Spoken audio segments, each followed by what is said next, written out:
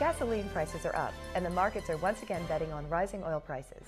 But the fundamentals of supply and demand haven't really changed since last August, when oil prices began a steep 5-month decline that prompted analysts to call for prices of $40 or even $30 per barrel by 2009.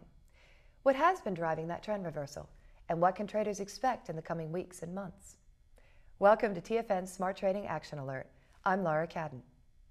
Traders like to leverage prevailing fears into profits. When it comes to oil, we sure have plenty of them to go around.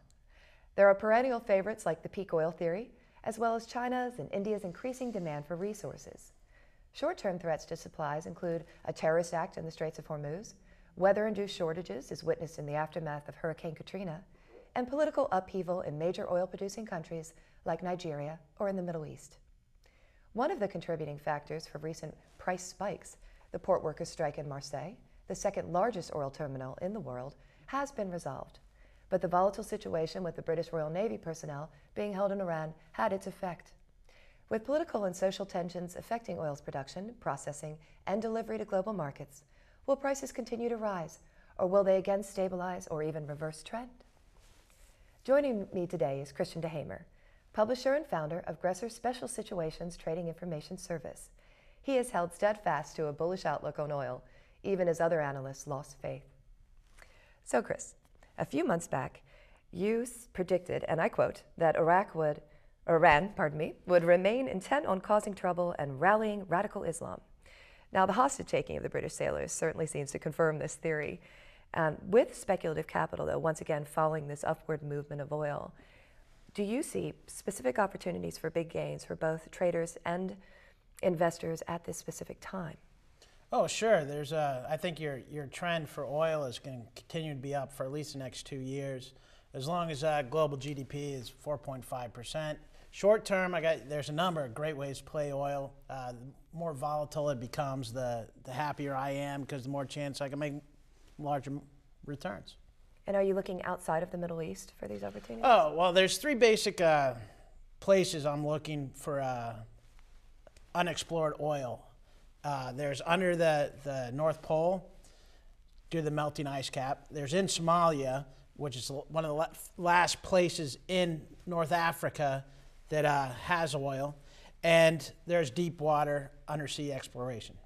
So let's talk for a moment about the deep sea oil and Somalia, of all places? Yes, well, Somalia is quite interesting because, as you know, for the past 10, 12 years, after Black Hawk Down, the U.S. left.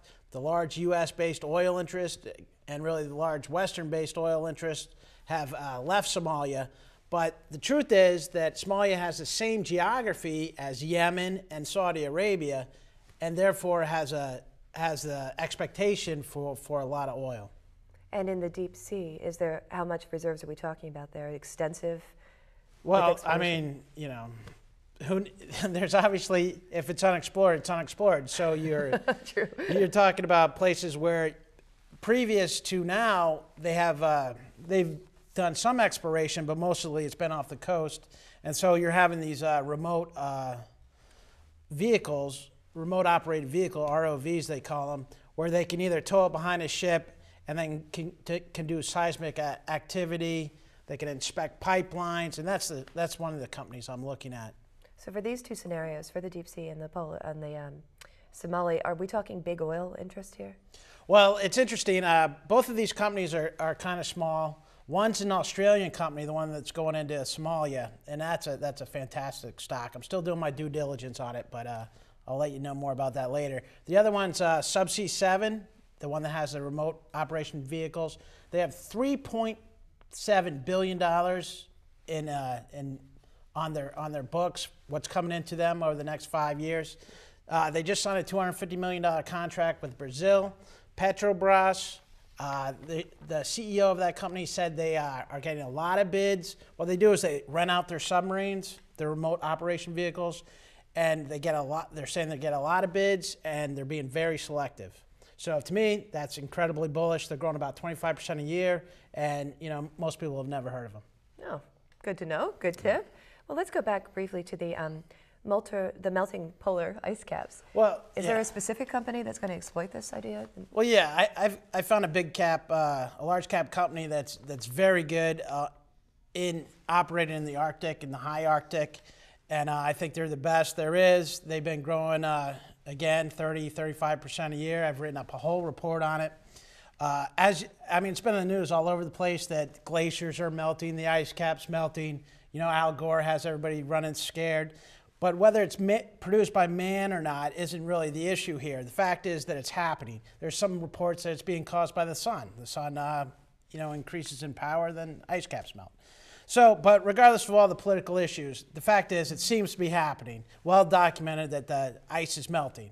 So what that does is it opens up previously unexplored areas in the North Pole for exploration and development. And I've got a great company that's all over it. And I've got a whole report. If we can give them the links later. Oh, sure. I can provide those. Okay. So all of these are actually ideas you came through for the service. It's a trading information service, Gresser. Gresser, yes. And you provide both stock recommendations as well as options recommendations. Is that correct in Gresser? Yes. What does it stand for? Gresser stands for Growth, Real Estate, Special Situation, Oil Report. So what I like to do is find unique situations like the Somalia play, or melting ice caps, or something where you can really profit, where there's not an industry so-called around it, so that I don't have 15 analysts, where I have to outthink all those guys. I can go into the company, I can meet with the CEOs, and I'll be one or a couple people covering this company. And you get in early, and you can make a tremendous amount of returns. And Subsea 7 that you mentioned, yes. Is this on the exchange, or is it a pink sheeted stock? It trades in the U.S. as a pink sheet, but it's at $19, so it's not like it's a tiny pink sheet. It also trades in Europe. Subsea 7, SCAFPK. To learn more about these opportunities for cashing in on oil and Gresser Trading Research Service, go to www.gresser.com. Please tune in next week for another profitable opportunity on TFN's Smart Trading Action Alert. For TaipanFinancialNews.com, I'm Laura Cadden.